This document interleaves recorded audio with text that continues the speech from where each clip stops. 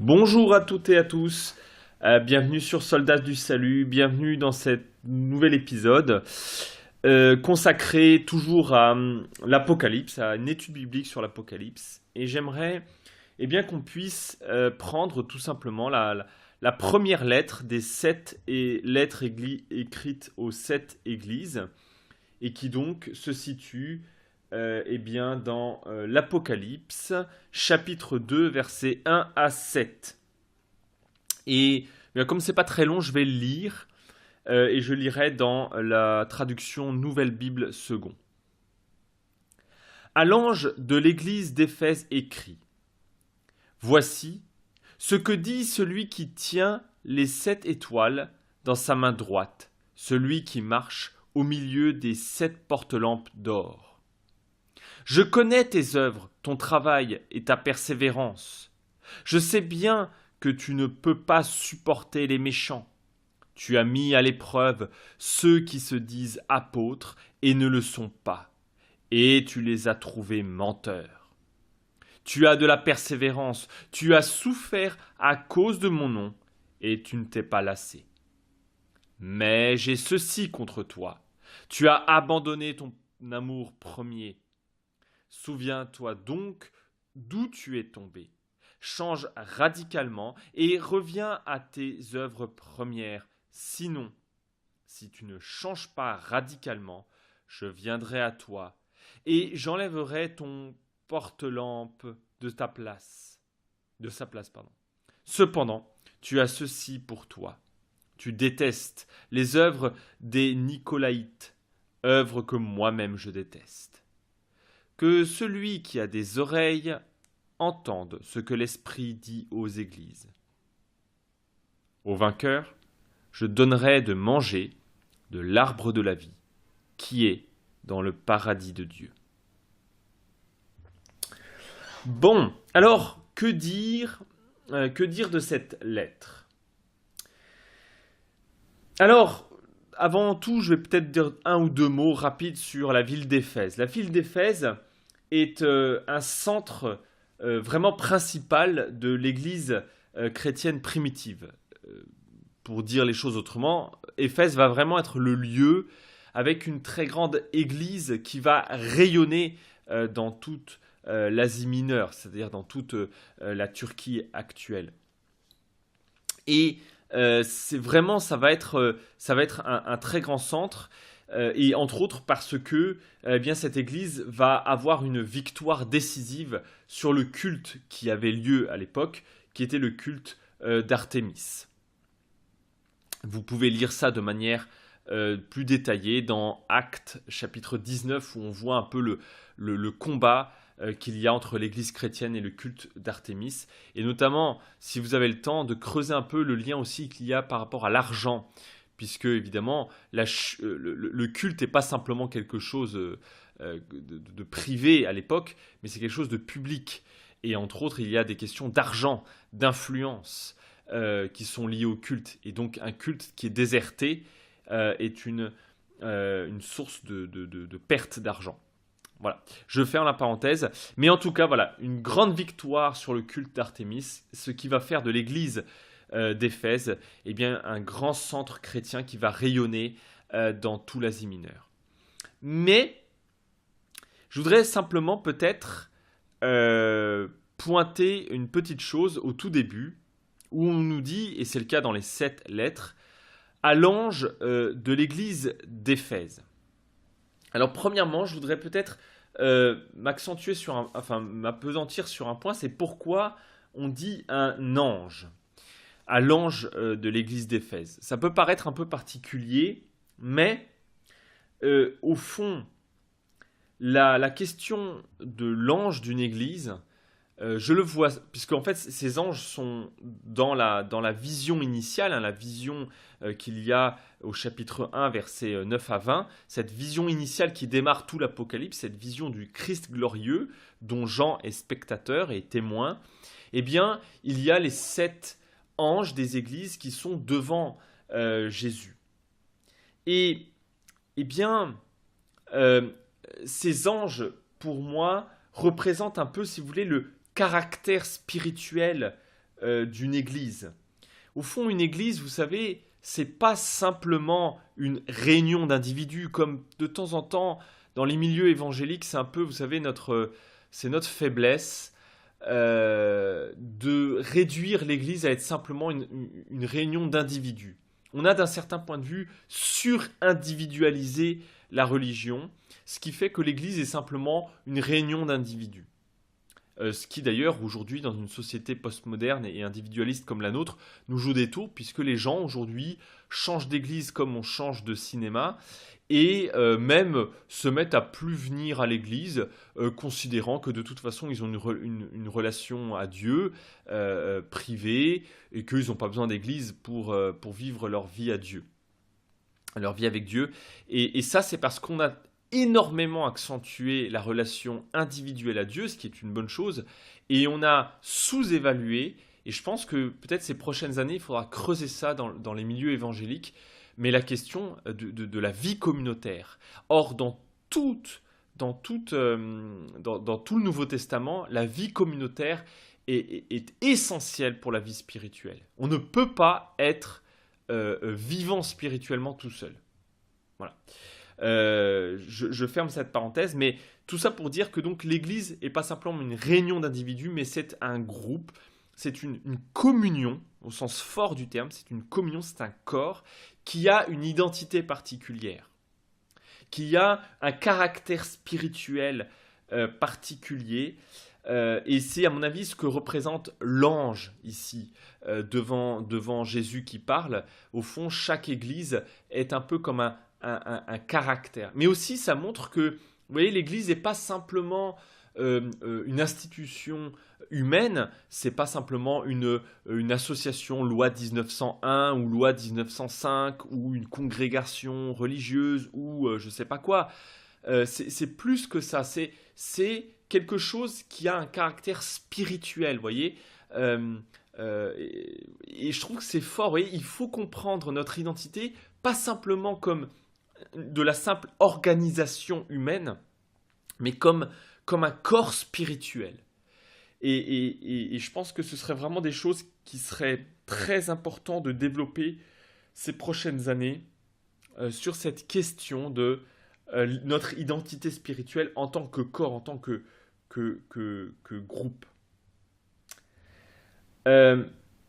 Donc, d'un côté, évidemment, toute Église est à la fois une institution, et qui donc, j'ai envie de dire, elle doit bien vivre, elle doit bien survivre, et donc on a besoin de budget, on a besoin de vérification, on a besoin aussi d'obéir à des règles de notre pays, ça c'est normal, enfin, tant que ces règles, évidemment, ne nous rendent pas désobéissants au Christ, puisque notre fidélité première est au Christ, et pas au monde, mais nous sommes appelés dans le Christ à nous soumettre aux autorités de ce monde.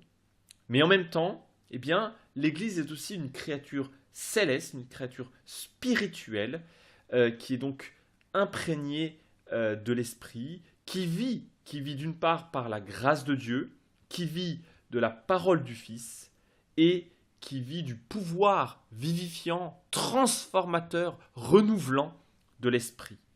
Voilà. Et c'est ça aussi quand on dit à l'ange de l'Église, c'est-à-dire cette créature, ce corps céleste qu'est telle ou telle Église, eh bien, vit de cette grâce, de cette parole du Fils et du pouvoir de l'Esprit. Ensuite, le deuxième élément que je voudrais mettre en avant, c'est que, eh bien, il écrit à l'Église d'Éphèse, dans le cas de cette lettre-là.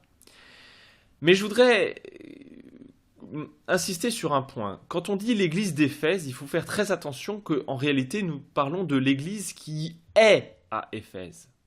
D'ailleurs, on pourrait presque traduire à l'église qui est à Éphèse. Pourquoi ? Pourquoi j'insiste là-dessus ? Eh bien parce que, l'Apocalypse d'ailleurs le dit très bien, nous, chrétiens, nous qui vivons une vie nouvelle en Jésus-Christ, nous qui avons été rachetés, arrachés du monde des temps anciens pour vivre dans les temps nouveaux en Christ, eh bien nous sommes un royaume, nous sommes un peuple, un royaume qui a été arraché de ce monde. Et donc nous n'appartenons pas à ce monde. Et lorsque nous disons l'église d'Éphèse, il pourrait y avoir le fait que, eh bien, d'un certain point de vue, nous sommes soumis au monde. Vous voyez, c'est l'église de Éphèse. Mais ce n'est pas l'église de Éphèse au sens où, vous voyez, on pourrait dire, par exemple, dans la ville d'Éphèse, il y a une mairie, il y a un machin, et il y a une église. Vous voyez. Mais non, c'est pas ça. Nous sommes l'église qui appartient à Jésus-Christ, qui est à Éphèse. Vous voyez, c'est pas exactement la même chose. Notre filiation ne vient pas de la ville d'Éphèse, mais vient de notre communion avec Jésus. Parce que sinon, très vite, eh bien, on est coopté par le pouvoir.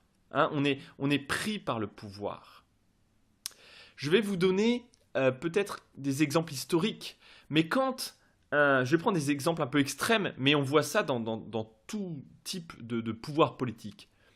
Mais dans des cas extrêmes, dans le cas de tyrans, dans le cas de dictature, eh bien la première chose que les dictateurs cherchent à coopter, entre autres, ce sont les religieux. Voyez, les dictateurs cherchent à prendre sur leur coupe la religion, cherchent tout simplement à ce que les religieux eh bien, puissent travailler avec eux. Alors évidemment, c'est fait de manière subtile, c'est pas dit « Ah, vous n'allez plus adorer votre Dieu, mais vous allez m'adorer moi ».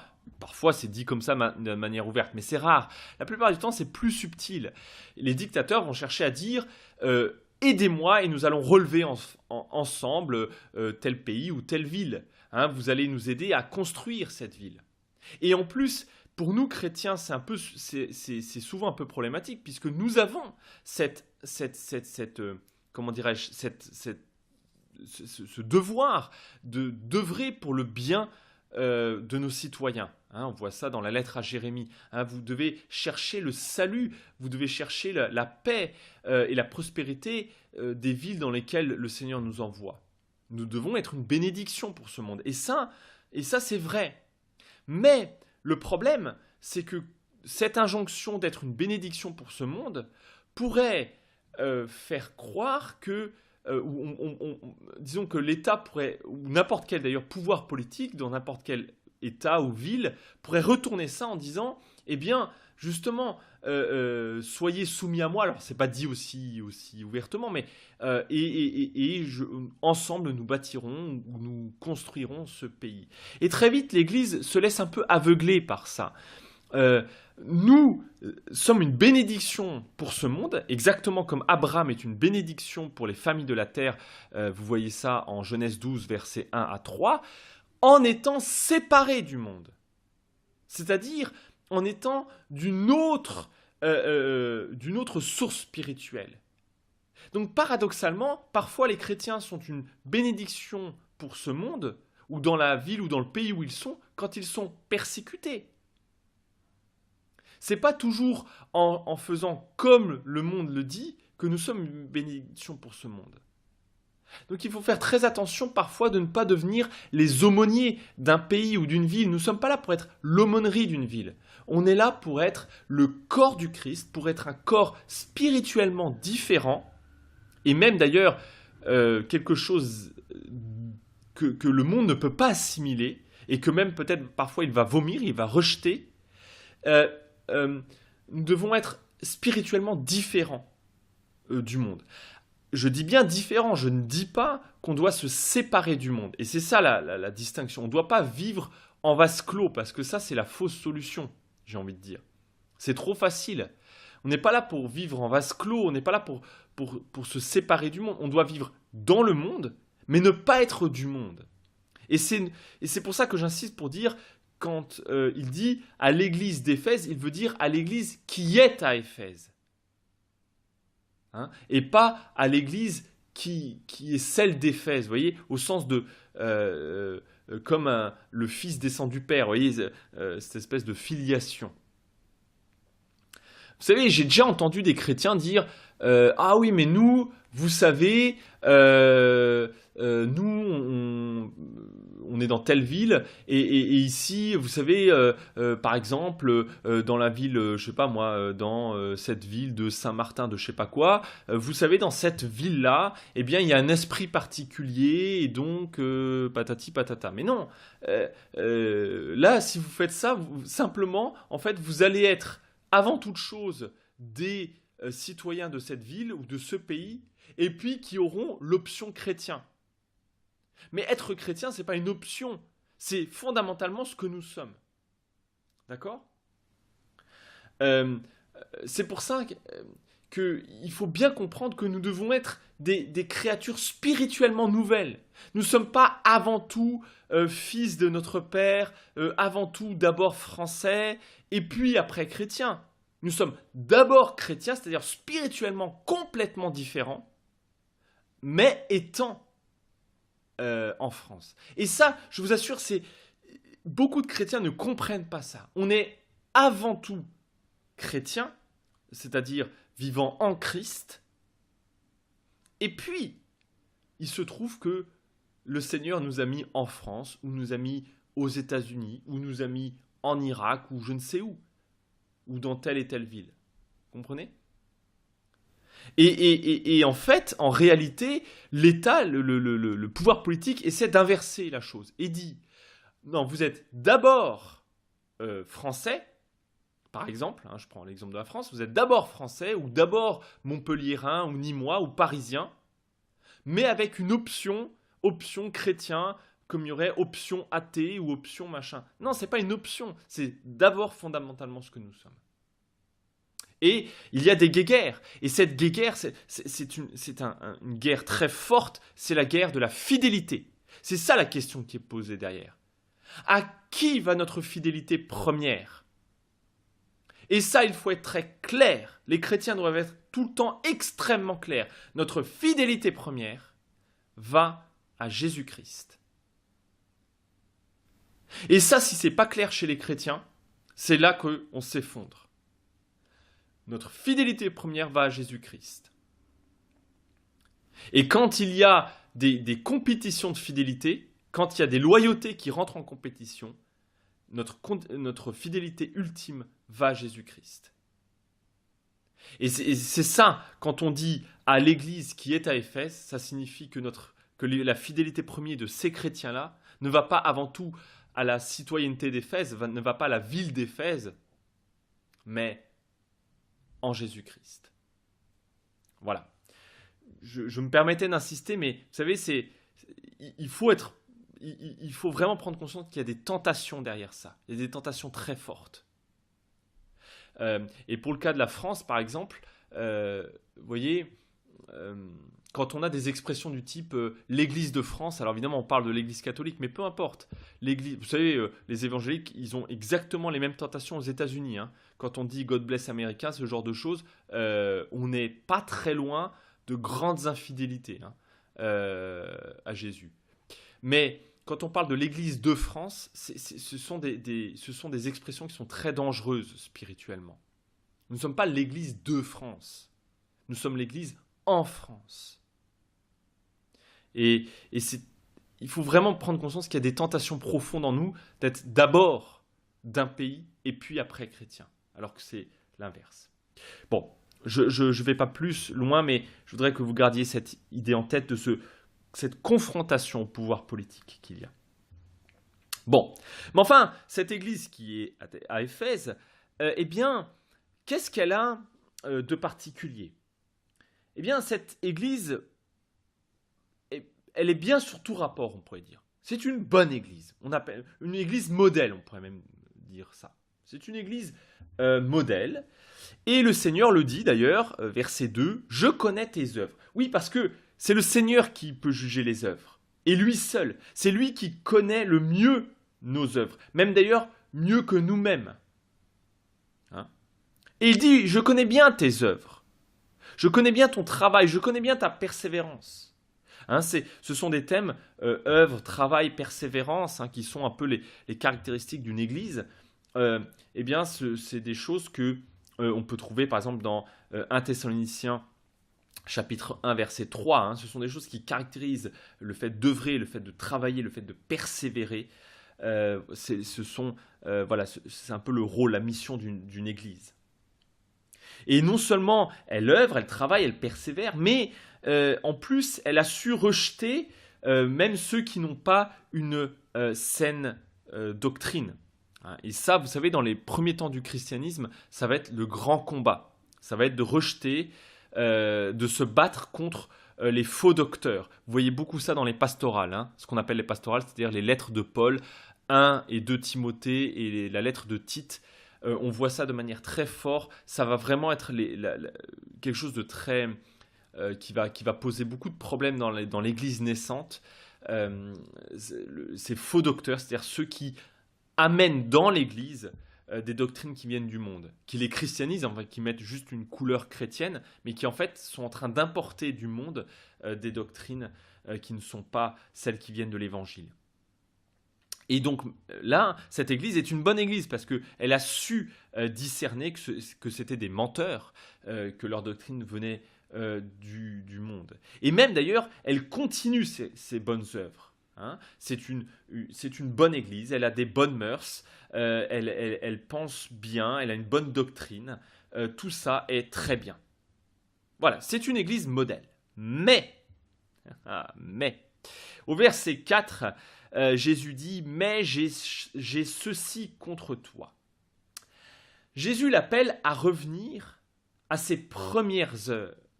Ses premières œuvres qui sont le fruit de son premier amour.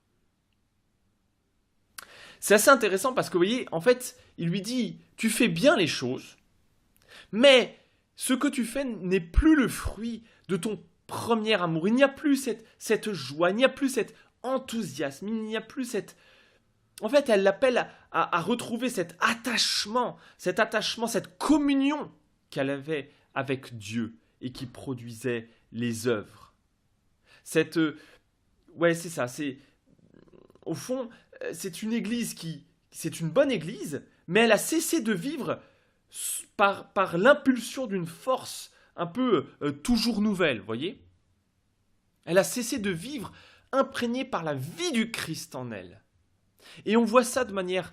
on voit des parallèles très fortes quand on relit 1 Corinthiens 13, vous savez, sur l'amour. Quand Paul dit « Oh, je pourrais faire ça, donner à manger à tous les pauvres, je pourrais donner ma vie, mourir en martyr, mais si je n'ai pas l'amour, si la vie du Christ en moi ne vit pas en moi, alors je ne suis qu'une cymbale hein, qui sonne creux. » Vous voyez, c'est toujours un peu le danger de l'Église. C'est-à-dire que l'Église peut continuer à faire des choses, mais en fait, elle sonne creux, puisque eh bien, il n'y a plus cet amour, ce premier amour, cet attachement, cette communion au Christ. Et là, dans ces moments-là, c'est le début de la déchéance. Quand il y a cette perte de la dépendance à Dieu, vous comprenez ?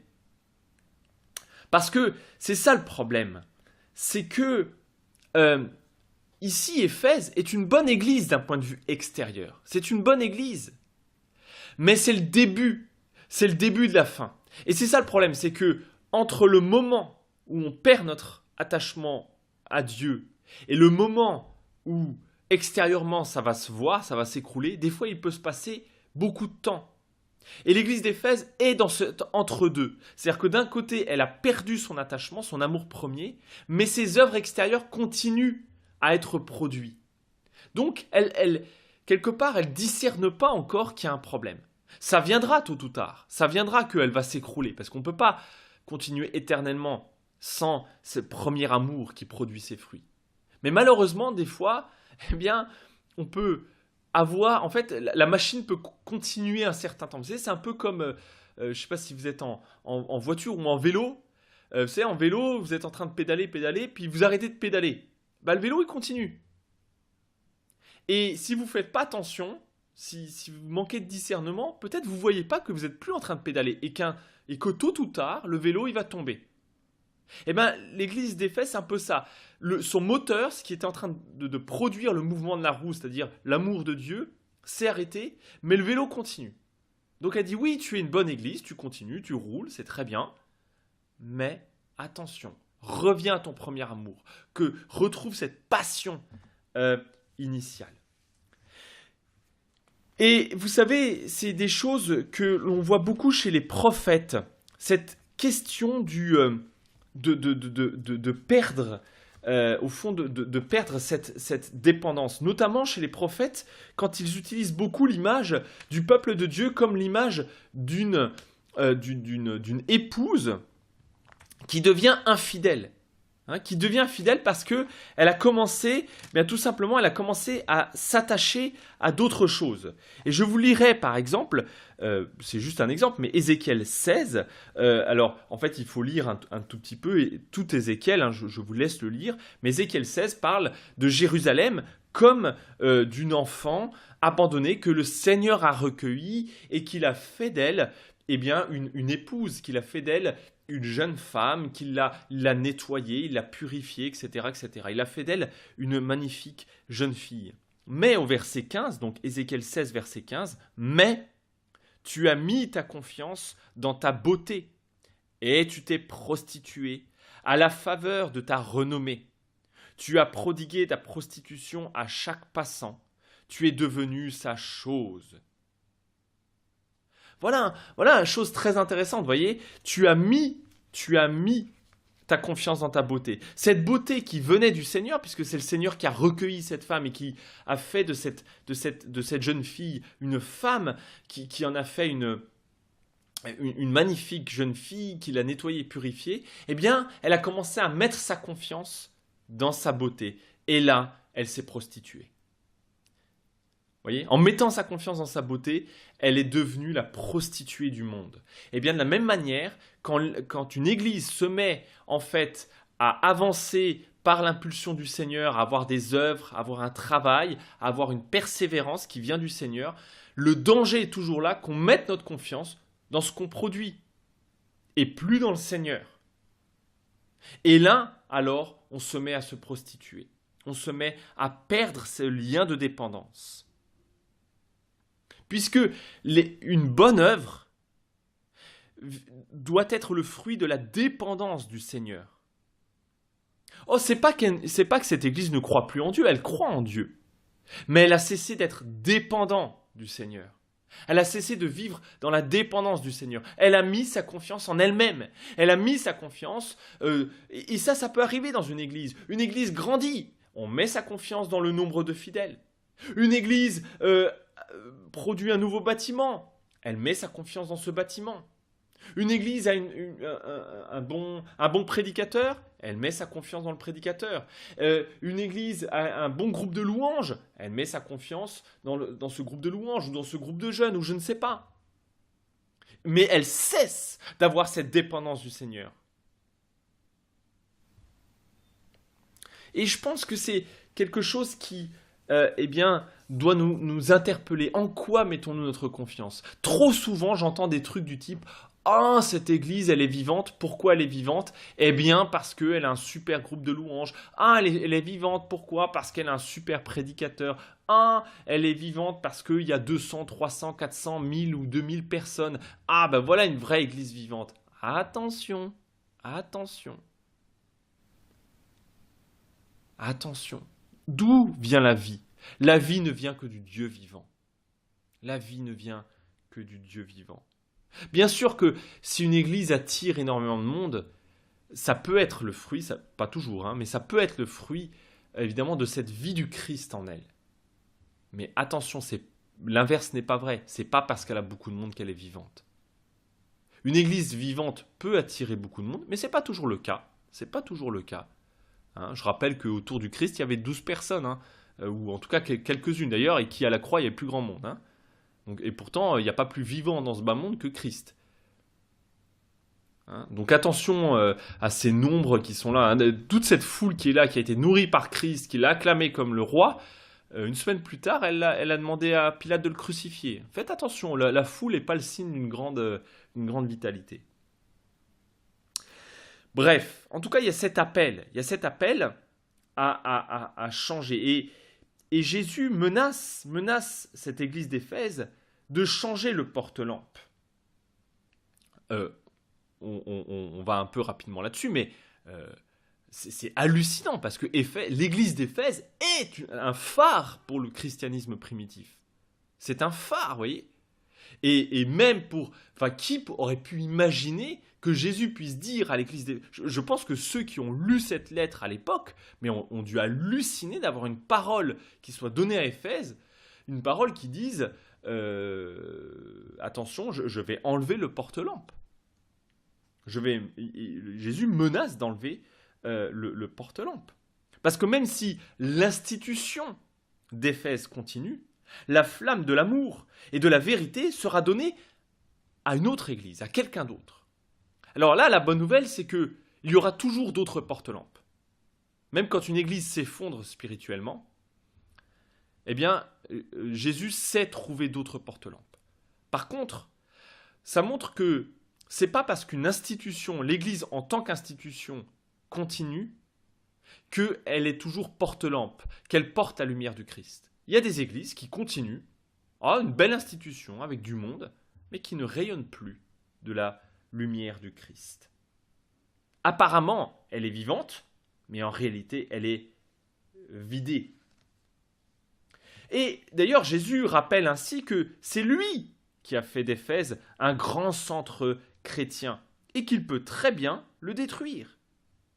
En fait, il préfère ne plus avoir d'église à cet endroit important pourtant, pour la mission, que de maintenir une église morte.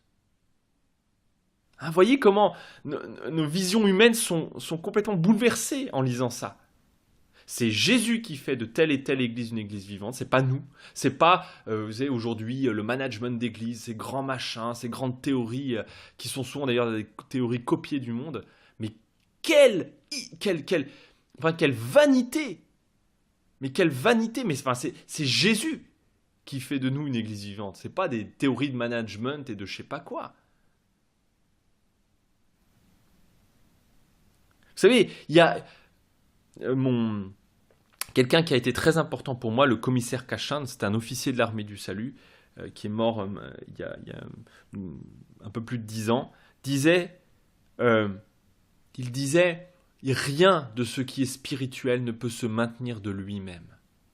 Tout doit être renouvelé par l'Esprit de Dieu.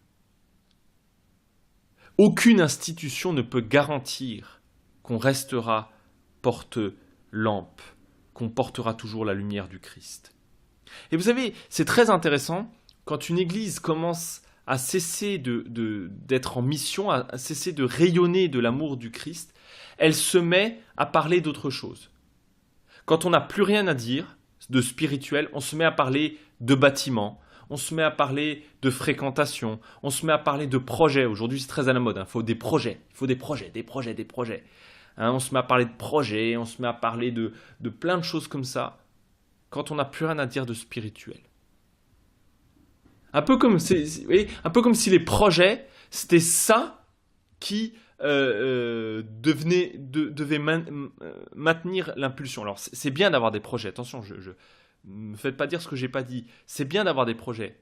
Mais il y a des églises qui ne vivent que parce qu'elles ont des projets. On ne vit que à coup d'impulsion. Mais tout ça, c'est très artificiel. D'ailleurs, très vite, ça s'effondre. Hein. C'est pas, ce qui doit nous maintenir, c'est pas d'avoir des projets.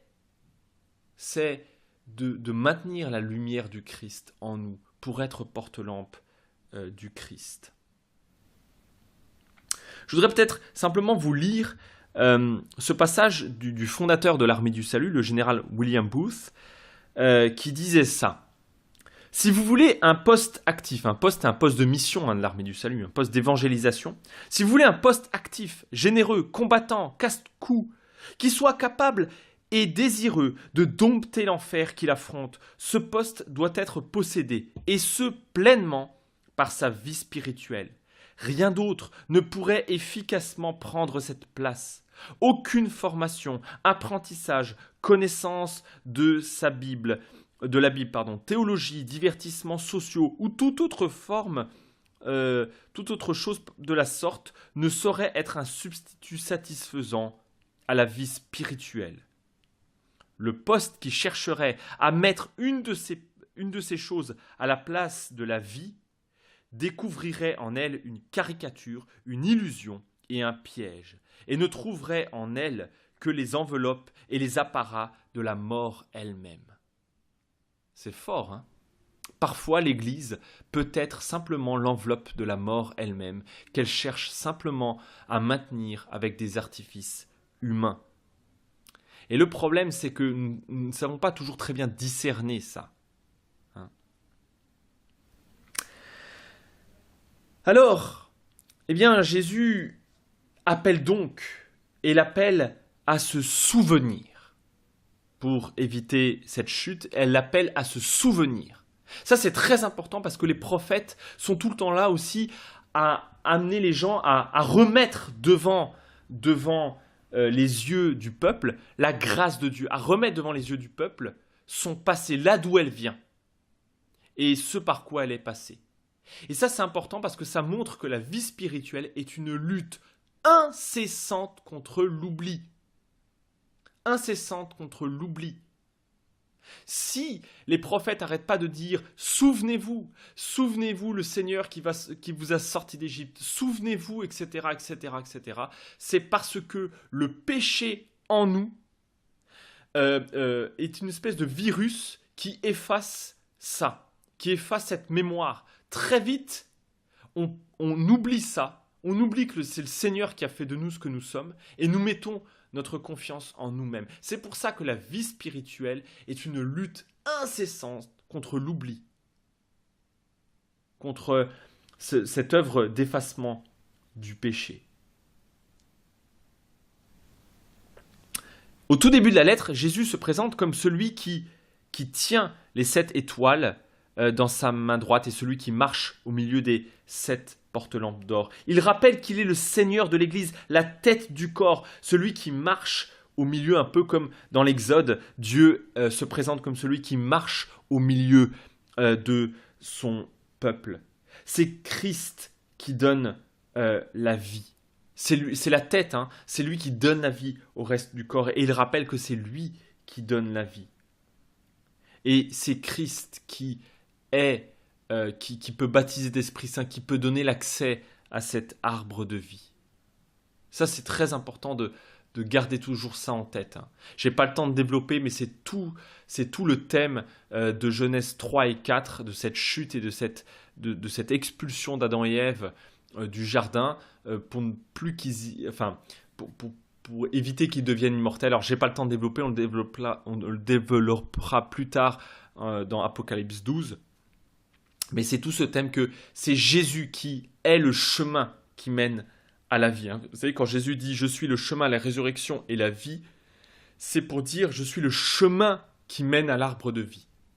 Hein. Lisez simplement ce passage à la fin, je ne sais plus si c'est fin Genèse 3 ou début Genèse 4, quand ils sont expulsés et que Dieu met ces 2 kéroubim, ces 2 chérubins pour garder le chemin qui mène à l'arbre de la vie. Et quand Jésus, en Jean, dans l'évangile de Jean, dit « Je suis le chemin, la résurrection et la vie », il parle de ce chemin qui mène à l'arbre de la vie, c'est-à-dire l'arbre qui assure la vie. Et Jésus appelle à revenir là où il est tombé. Hein. Souviens-toi donc d'où tu es tombé, au verset 5. Souviens-toi donc d'où tu es tombé. Une espèce d'examen nécessaire pour être saint. Pourquoi ? Parce que c'est là que l'Esprit Saint œuvre. C'est là où nous sommes tombés. On est tout le temps là à se présenter devant le Seigneur avec nos forces. Regarde, Seigneur, ce qu'on fait pour toi. Regarde tout ce qui est bien. Regarde tout ce qu'on a pu faire pour toi. Mais là où l'Esprit veut souffler, ce n'est pas dans nos victoires, ce n'est pas dans nos forces. Ce n'est pas ça que le Seigneur veut éprouver. C'est nos faiblesses. C'est là que la gloire du Seigneur s'accomplit. C'est quand nous ne pouvons pas, c'est là où nous avons chuté, c'est là que le Seigneur nous redresse. C'est sur nos ossements, nos impuretés que l'Esprit veut souffler, pas sur nos forces. C'est dingue, parce qu'on est tout le temps là à dire ouais Seigneur, bénis notre action, bénis nos forces, etc. On est tout le temps là à demander la bénédiction du Seigneur sur nos forces. Ça ne marche pas comme ça. Ça ne fonctionne pas comme ça.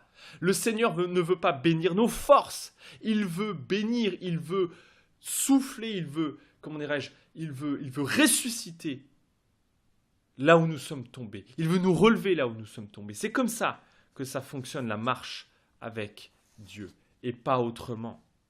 Repens-toi, change radicalement. Vous savez, ça renvoie à Jean, hein, vous savez, qui se tourne, qui se retourne pour voir qui lui parle. Hein. Moi qui suis en train de te parler, fais demi-tour pour voir qui te parle. Hein, tu n'es plus sur le bon chemin, c'est ça que ça veut dire. Change radicalement, ou repens-toi. C'est pas simplement ah oui, flagelle-toi du passé. C'est pas simplement c'est change de chemin. Hein, c'est ça que veut dire repens-toi. C'est pas simplement se sentir pas bien du passé. La vraie repentance, c'est je suis sur le mauvais chemin, change de chemin. Alors, simplement, pour terminer, il y a une petite remarque au verset 6. Cependant, tu as ceci pour toi, donc il y a quand même des choses positives, tu détestes les œuvres des Nicolaïtes, œuvres que moi-même je déteste. Alors je voudrais peut-être simplement faire une remarque sur cette église. Alors vous avez plein de théories, plein de théories, mais la vérité c'est qu'on ne sait pas. On ne sait pas qui était cette église, qui étaient ces Nicolaïtes. Alors on a des théories, hein. On peut faire des théories, rien ne nous empêche de faire des théories, mais il n'y a rien qui est sûr. Alors faites attention, vous avez plein de commentaires qui font des théories de 30 ou 40 pages dessus, mais enfin, très honnêtement, on a tellement peu de faits que, bon, on sait simplement que Jésus n'aime pas leurs œuvres. Aime pas leurs œuvres, et que, quand même, ils ont réussi à maintenir, au fond, le fait que, eh bien, ces gens-là, ils ne les ont pas suivis. Est-ce que ça fait partie des théories? Est-ce que c'était des gnostiques? Alors, j'ai pas le temps de développer ce que c'était des gnostiques, mais c'était en tout cas une foi chrétienne déviante, qui n'était pas dans la foi première. Est-ce que c'était des gens qui avaient un certain relâchement moral et qui finissaient par vivre un peu comme le monde? On ne sait pas trop. Mais quoi qu'il en soit, bon, ils ont quand même réussi à se préserver d'eux. Mais il faut quand même prendre conscience que même si on se préserve de certaines influences néfastes, c'est pas ça qui donne la vie. Et là, je voudrais aussi insister sur un point. La seule chose qui donne la vie, c'est Christ. Christ et Christ seul. Et je voudrais vraiment insister là-dessus, parce que parfois certaines églises se sentent vivantes parce qu'elles ne sont pas mélangées à d'autres églises. Hein. Alors il y a beaucoup d'églises, alors surtout chez les évangéliques, on aime beaucoup ça. C'est ah ben voilà, je vais pas me mélanger à telle église, parce que attention, cette église, oulala, elle est infidèle, elle est machin, elle n'est pas croyante, elle est bon. Voilà, et puis de toute façon, à y regarder de plus près, toutes les églises d'ailleurs sont complètement déviantes, sauf la nôtre. Ça, voilà. Mais par contre, toutes les autres, on voit à quel point elles sont détestables, etc. Bon, je passe on voit très bien la paille qui est dans l'œil du voisin, mais pas la poudre qui est dans la nôtre, mais je passe, c'est même pas ça le problème. C'est que beaucoup d'églises pensent que parce qu'elles refusent tout lien avec telle et telle église, que comme ça, elle est pure et elle est vivante. Faux, nul. Ça ne fonctionne pas comme ça, la vie spirituelle. C'est pas parce que... Alors, parfois, il faut couper les ponts avec certaines églises. Je dis pas le contraire. Mais c'est pas parce qu'on coupe les ponts avec une église qu'on est vivant. Et il y a certaines églises qui veulent tellement couper les ponts avec toutes les églises qu'elles n'ont aucun lien avec aucune autre église. Et elles sont là à dire... Alors là, on est les purs parmi les purs parmi les purs. Comme ça, il n'y a pas plus vivant que nous. Faux. C'est pas parce qu'on se coupe des autres églises, et parfois il faut le faire, qu'on est vivant. Il n'y a que Christ qui nous rend vivants. Et souvent, ce sont des gens qui ont peur qui ne vivent tellement pas du Christ qu'elles se coupent des autres églises par peur d'eux. Voyez. Mais si la vie du Christ est en nous, on n'a pas peur. On n'a pas peur de se mélanger au monde. Parce que Christ vit en nous. Alors, attention, parfois, il faut savoir se couper des tentations néfastes, etc. Bien sûr. Hein, il ne s'agit pas d'être voilà, dans un monde de bisounours où tout va bien. Il y a des tentations fortes, il y a des pièges spirituels, attention, c'est un combat dans lequel nous sommes. Mais, mais en même temps, si vraiment la vie du Christ est en nous, alors il n'y a pas à avoir peur de tout et n'importe quoi. Enfin, ou sinon, on vit dans un bunker et on vit dans une grotte, et c'est pas ça que le Seigneur nous appelle. Le Seigneur nous appelle à être une bénédiction pour ce monde, à être dans le monde, même si nous ne sommes pas du monde. Et donc, toujours, comme dans chaque fin de lettre, un appel à écouter, à avoir les oreilles pour entendre ce que l'Esprit dit aux églises. Cet Esprit qui, eh bien, fait écho à la parole de Jésus. Donc c'est un appel à la lutte contre les puissances démoniaques, contre les puissances qui voudraient nous rendre esclaves du monde. Hein. Il y a toujours ces puissances-là. Mais, eh bien, il y a cette certitude de la victoire, puisque à la fin du verset 7, eh bien, Jésus dit au vainqueur, je donnerai de manger de l'arbre de la vie qui est dans le paradis de Dieu, c'est-à-dire au ciel, c'est-à-dire dans cet endroit, dans ce royaume de Dieu où eh bien, nous serons de nouveau en pleine communion avec Dieu. Hein. Au fond, d'un certain point de vue, eh bien, à celui qui a été... En fait, il y a cette certitude de la victoire par Jésus-Christ. Celui qui a été vaincu par Christ est emmené dans son triomphe. Hein, on voit beaucoup ça dans le début de la lettre aux Colossiens. Hein. Nous sommes entraînés dans le triomphe du Christ. Ce n'est pas nous-mêmes qui devons avoir la victoire, c'est Christ qui a la victoire en nous. Ça, c'est essentiel. Ce n'est pas nous-mêmes qui avons la victoire, c'est Christ qui doit avoir la victoire en nous. Nous ne pouvons vaincre que si nous nous laissons vaincre par le Christ. Quelque part, il donne ici le secret des vainqueurs. Et il n'y a aucun autre secret s'ils laissent l'Esprit leur parler. Ils pourront traverser ce qui d'ailleurs va suivre à partir du chapitre 4. Mais on y reviendra. Ainsi, je termine. Le Jésus-Christ est le Seigneur de cette communauté, de cette place-là, de cette ville, dans ces circonstances particulières. Mais en même temps, il nous parle à nous. Et à toi aussi qui écoutes. Je ne sais pas qui tu es. Je ne connais pas ton histoire. Je ne connais pas l'église dont tu fais partie ou tu as fait partie peut-être. Mais à travers cette lettre, le Seigneur t'appelle à revenir à cet amour premier, à revenir à cette dépendance, à être dépendant de Dieu. Tout simplement apprendre à être faible. En fait, quelque part, l'église d'Éphèse, et ça c'est une leçon que toute église devrait apprendre. Vous savez quelle était la plus grande faiblesse de l'église d'Éphèse? C'était sa force. La vie spirituelle, ça fonctionne comme ça. Nos plus grandes faiblesses sont nos forces. C'est ça la faiblesse de l'église d'Éphèse. C'est qu'elle était devenue forte. Et en devenant fort, on se met à chercher, même inconsciemment, à chercher notre indépendance par rapport à Dieu. Oh, toujours en vivant pour Dieu. Hein, c'est pas le problème. Mais Dieu ne nous demande pas de vivre pour lui, mais de vivre en lui, c'est-à-dire de vivre dépendant de lui. C'est pour ça que les églises pauvres, c'est pour ça que les églises pauvres, les églises faibles, les églises débutantes sont si vivantes. C'est pas parce que ça débute, c'est parce qu'elles n'ont d'autre choix que d'être dépendants à Dieu. Et c'est pour ça qu'elles sont si fortes. C'est pourquoi les églises persécutées sont si vivantes, parce qu'elles n'ont d'autre choix que de vivre dans la dépendance de Dieu. Il n'y a pas de secret, tout est là. Vivre dans la dépendance de Dieu. Et une église riche, une église forte, une église nombreuse, une église avec beaucoup de charisme, avec beaucoup de dons, etc., avec beaucoup de moyens, est une église qui peu à peu se met à perdre sa dépendance à Dieu, et donc à perdre sa vie spirituelle. Et tôt ou tard, même si elle a l'air de briller aux yeux des hommes, eh bien elle ne brillera plus aux yeux de Dieu, et en tout cas elle ne sera plus porte-lampe de la lumière du Christ. Que ça soit une parole pour nous aujourd'hui. Sachons redevenir dépendants à Dieu. Voilà, je vous laisse là. La prochaine fois, on verra cette lettre qui est écrite à l'église qui est à Smyrne, l'église de Smyrne. Mais je vous laisse là. D'ici là, restez sang et feu.